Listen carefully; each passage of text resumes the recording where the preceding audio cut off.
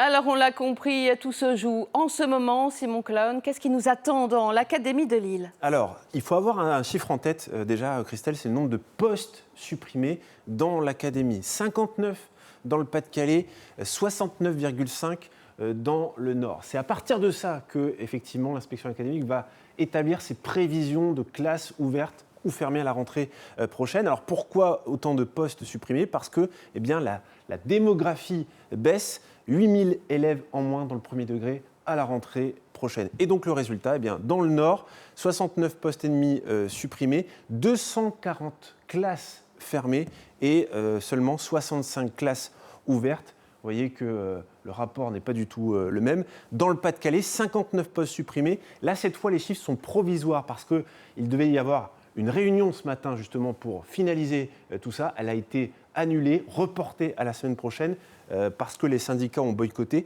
147 classes fermées annoncées par l'inspection académique, 10 classes ouvertes seulement. Là, cette fois, le rapport est très, très mauvais, ce qui provoque évidemment la colère des syndicats et ils comptent faire évoluer les choses. Écoutez ce que nous dit une représentante du FSU.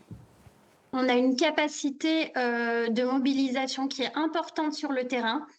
On a plein de parents qui montent des actions, qui se mobilisent, qui mettent en place des journées écoles mortes. On les accompagne, on est dans les rassemblements. On travaille aussi avec les élus parce que beaucoup d'élus s'opposent au projet de carte scolaire dans leur municipalité et on a une marge de manœuvre.